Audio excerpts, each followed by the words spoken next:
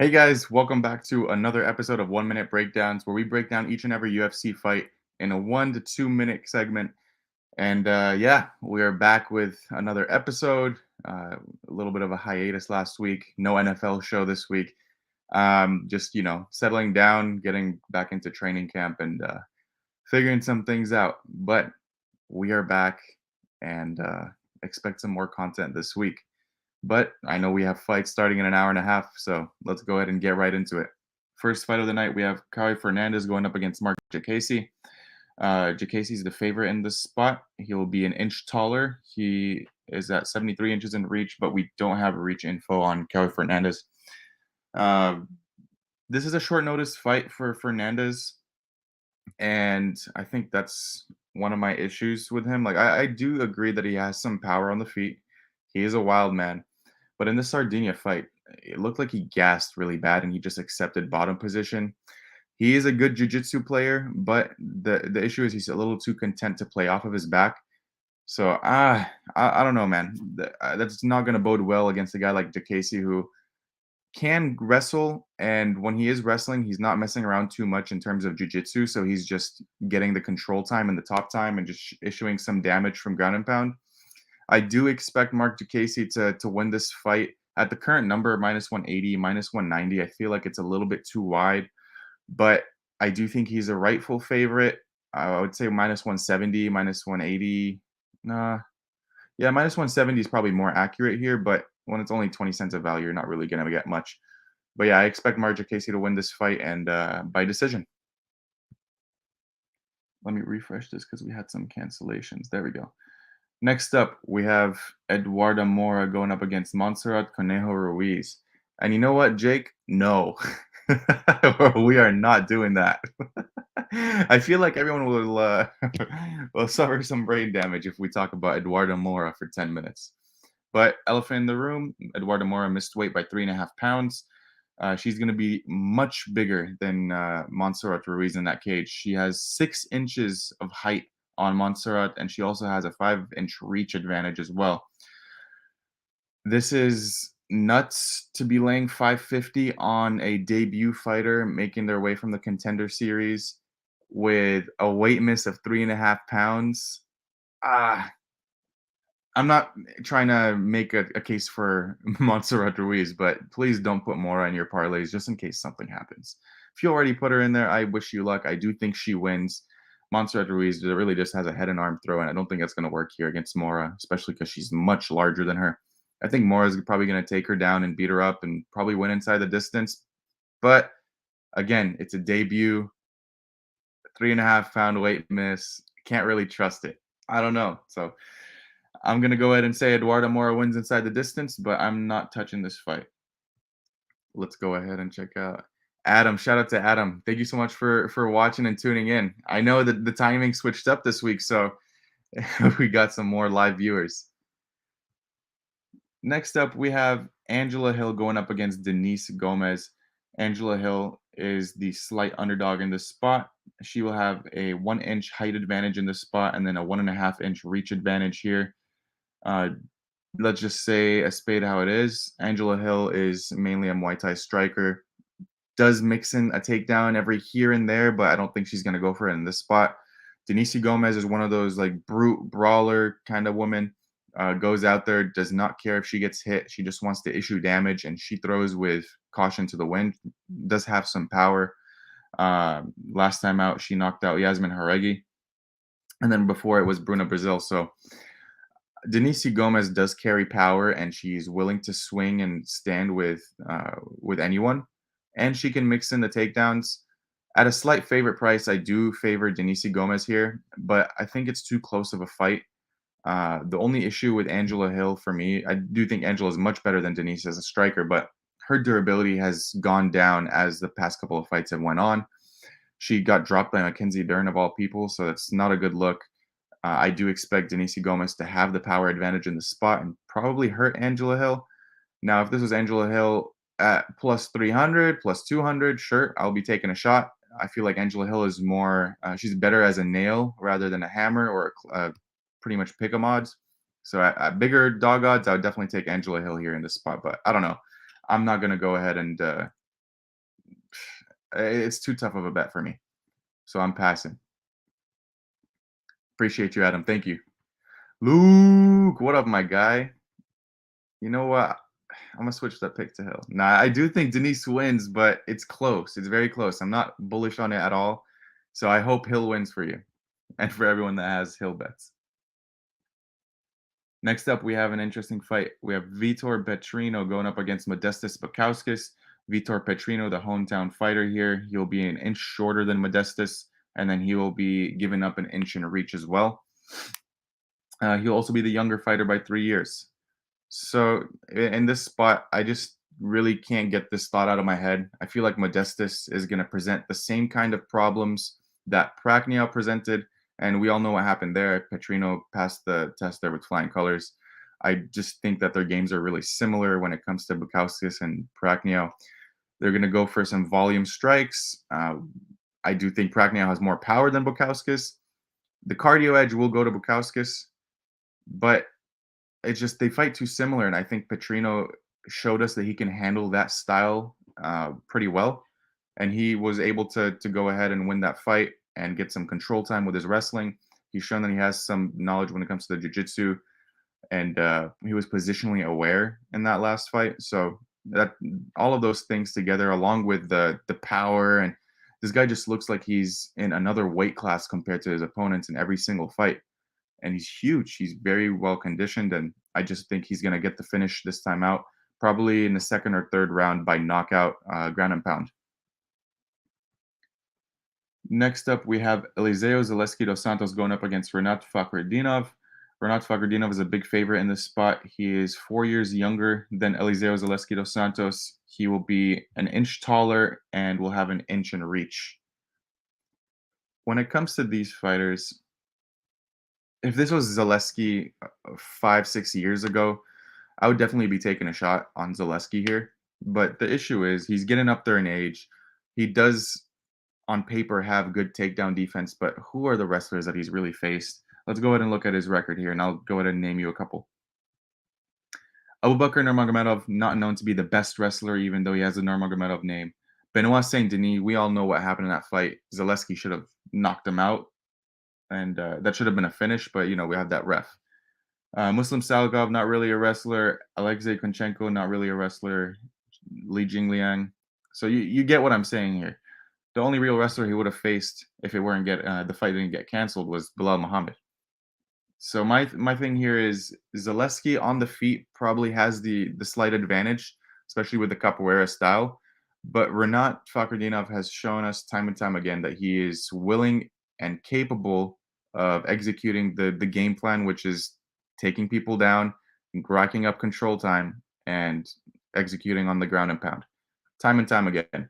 Now, coming off of the regional scene, I didn't really think much of Renat. I thought he faced a lot of cans, and I thought he was going to have his time to get faded in the UFC.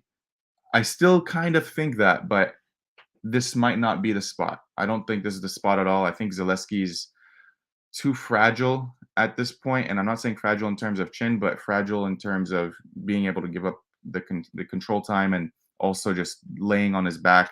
I expect him to accept the bottom position, even though he is a black belt in jiu-jitsu. I just think Renat can stay very safe just based on the style of wrestling that he presents, and the positional awareness from Renat is next level. So I think he wins this fight at a very high clip. I don't think that's a surprise given the odds that it's indicating. Let's check out the chat before we move on. My guy Fresh, what's good? What's good, Easy?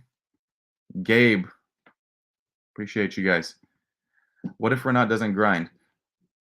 We haven't seen tape of Renat not grinding.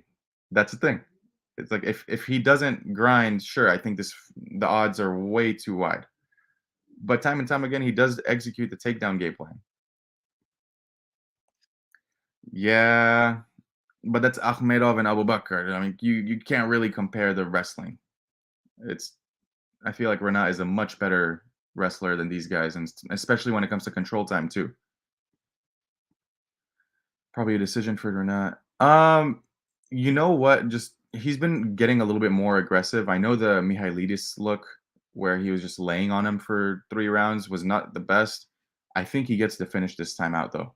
I feel like he's getting more and more aggressive and he's getting more impatient in the octagon. Just my thoughts.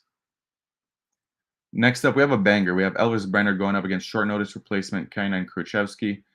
Elvis Brenner is the younger fighter here by 6 years. He'll be the shorter fighter by 2 inches and will give up an inch in reach. Both of these guys are brawlers. Kruchevsky, very tough, coming off of the contender series this year. But this is on 5 days' notice. He definitely looked like he didn't take his Flintstone Flintstone vitamins for this one because you looked at him when he weighed in and he just looked flabby. So I don't expect him to have the best conditioning. I feel like he's around one or bust in this spot. And I just think Elvis Brenner has shown us that his durability is next level tough, and he can do it all. He can strike, even though he's a little bit wild technically. On the ground, he can hold his own in the jiu-jitsu and he can find subs. I believe he has 11 subs on his record. I think it's a round two sub for Elvis Brenner in this spot. And shout out to my guy Pepe. This is the Pepe special round two sub. I'm stealing it from him. Next up, we have a fun one between Rodolfo Vieira going up against Armin Petrosian.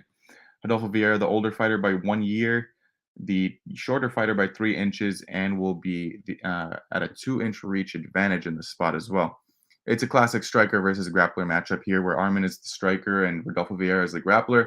We all know where both fighters want the fight to stay, and I just think that Rodolfo Vieira is going to be able to land takedowns, and I feel like he's going to be able to find a submission against Armin Petrosian. Now, I would not be surprised if Armin Petrosian knocks him out early either. Even though Armin is not really known to be a knockout kind of guy, but against Rodolfo, who, yeah, Cody Brundage dropped him.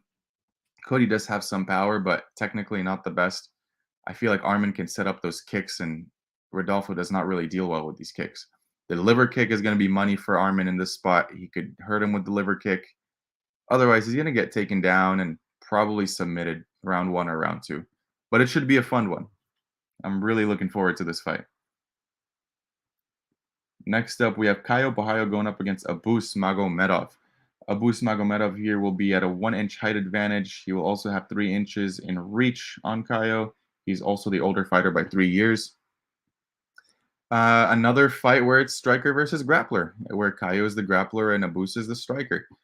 I feel like Abus is live to get a round one finish here, but I think it's round one finish or bust, just given on his history. You look at the tape. In the PFL, he gassed out. In his last fight against Strickland, he gassed out. And a lot of people are trying to make the excuse that he only gassed out because of Strickland's pressure. But you go ahead and watch those PFL fights, and they'll tell you otherwise. This guy has been a gas bag since day one, and I just cannot assume otherwise unless he proves it otherwise. Like in this fight, if he goes all 3 rounds and he looks good, then you'll probably start to change the narrative. But until then, he's a little bit of a gasser to me. And we don't know too much about his takedown defense when it comes to like taller guys like Abus at 6'2", 6'3". Against someone who actually does have some decent wrestling in Caio, I feel like he's going to struggle. I think Caio's going to be able to get him down and probably find a submission in round two or round three as the gas tank wears on Abus. So we'll see. But yeah, I do expect Caio to win this fight inside the distance. And Caio's striking has come a long way. He was able to strike with Mihailo Alexejczyk, who, yeah, maybe a little bit wild, but stayed safe there. Ate some clean punches. We have the Super Bowl. Rodrigo Nascimento going up against Dontel Mays. This is their second time fighting each other. Rodrigo beat him the first time out. Dontel Mays will be at a 4 inch height advantage. He'll also have an inch in reach. He's also the older fighter by 1 year. I just think nothing has changed since the first matchup. I think it's going to be the same outcome. Rodrigo's going to take him down and submit him, probably late round two or round three. I really didn't want to tape this fight. I really didn't expect myself to have a bet on it. I do not have a bet on it. Cardiac arrest by both of these guys is very likely. Minus 200. I feel like it should be -5. That's value. Come on, Luke. Where can I get that line? But yeah, I think cardio is going to wear for both guys. I feel like Rodrigo maybe just got a little bit better in the striking since the last time out. But other than that, there really hasn't been anything to change the styles of both of these fighters. Dontel Mays only lost to juiced up Hamdi and disappointed the world. So I'm going to go ahead and say Rodrigo Nascimento by submission.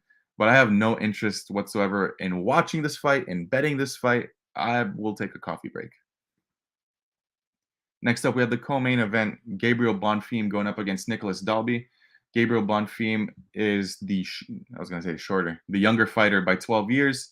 He'll be the taller fighter by 2 inches and will be giving up 2.5 inches in reach. Nicholas Dalby performs really well in an underdog spot, and he's a big dog here. But I feel like it's for good reason. Gabe Bonfim, 12 years in age, usually the 10 plus year age gap. What is it, 60, 65% that the younger fighter wins when it's 10 years or more? Something like that. And I think Bonfim is definitely the better grappler in this spot, the better wrestler. He's really clean front chokes. We've seen him hit that guillotine time and time again. And Dalby is a guy that does leave his neck out there at points when he does shoot for takedowns, but I don't expect him to be shooting here. I feel like in the striking, it might be close, but the power edge is going to have to go to Bonfim. And especially with Dalby going up there in age at 36, almost 37 now. I'm sorry, 38, almost 39. It just spells disaster. I do think that Bonfim is going to drop Dalby in the first round and probably lock up a rear naked, not a rear naked choke, a guillotine. That's just how I see it happening. Under 1.5 should be fine in this spot, but I'm not going to bet it. But yeah, I expect Gabriel Bonfim to win. No surprises there. Last but not least, we have the Black Beast, Derek Lewis, going up against Gelton Almeida Mahagino. Gelton is 32. He'll be 6 years younger than Derek Lewis in this spot. Both fighters are 6'3", and both fighters have a 79-inch reach. It's either Derek Lewis knockout round 1 or Almeida sub. That's just the way I see it. Derek Lewis on the mat, we've seen him time and time again, just struggles. He refuses to learn jiu-jitsu. He will refuse until the day he retires.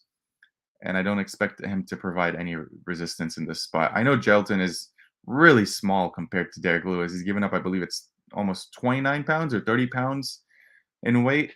So I do think maybe Lewis gets up from the first takedown. But then the second one, I just think Almeida is going to be able to get him on his belly and probably rear naked choke.